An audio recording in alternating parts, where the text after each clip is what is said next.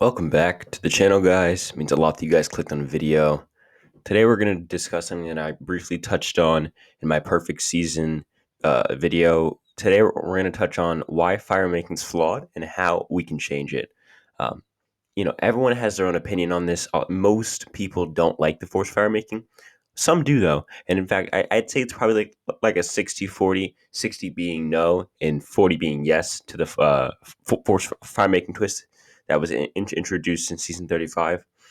Today, I'm just going to go over why it's flawed, why it's good, and then why I think that a new version that I have in my head, which is very simple, could solve the problems with it. So first, let's start off by why it's good.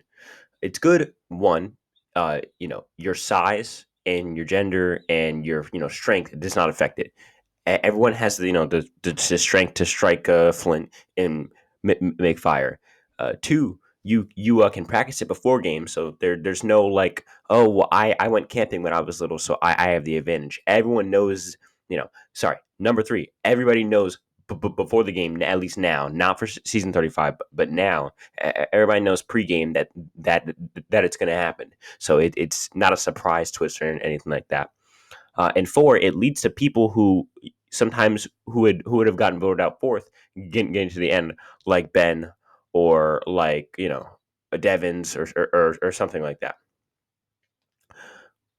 Now moving on to the negatives.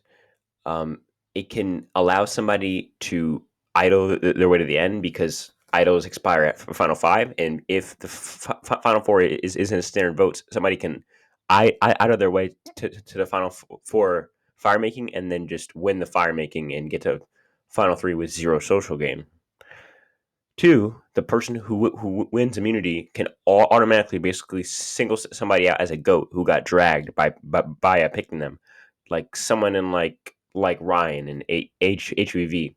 He had to fight so hard just to get like the stigma of being a goat off of him. The entire final tribal because of the fact that he got taken by Chrissy.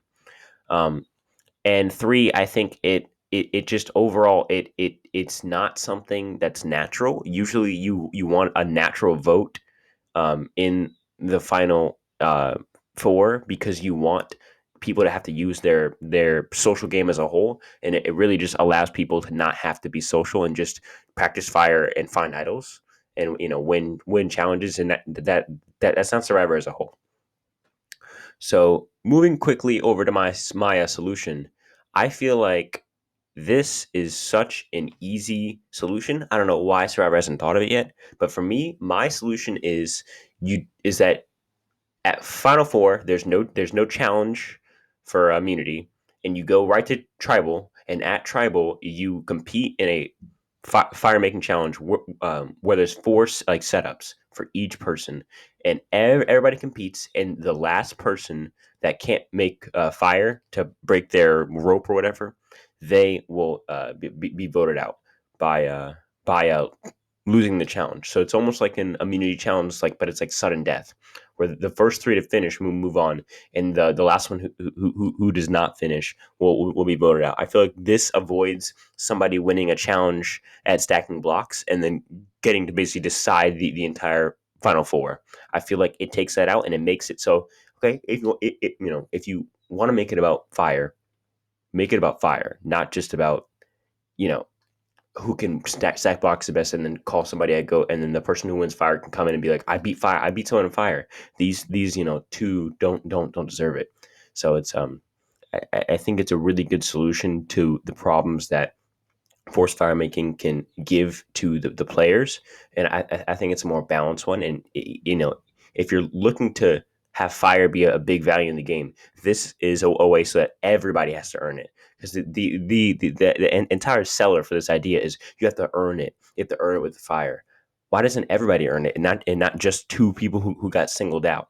In the end, just looking back on past fire making challenges, this would have, forced Tony, Natalie, Michelle, and Sarah to do fire making, in resulting in probably Michelle losing, and we would have had a Tony, Sarah, Natalie final tribal council, which would have been so much more entertaining than the real life one that we ended up getting. Um, and I think it just allows for more people to have a shot, and not like, for an example, Michelle really wanted to do Firemaking in season 40, but Natalie took her to the end because because she was, kind of a strategical goat. This would now allow Michelle to go in fire and try and knock out somebody like a Tony.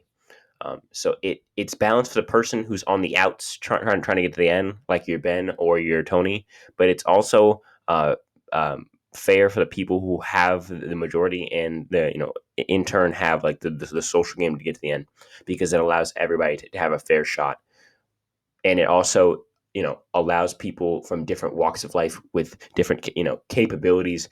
As long as you have two arms and some strength in you, you can make a fire, no matter who you are or what you look like. And so I think in the end this is beneficial for Survivor. And yeah, I want to thank you guys so much for watching. 85% of you guys watching this video are not subscribed. Let's change that right now. It's free, it's easy, and you'll get to see all of my videos if you click the button that is the bell. Thank you guys so much for watching. I'm out.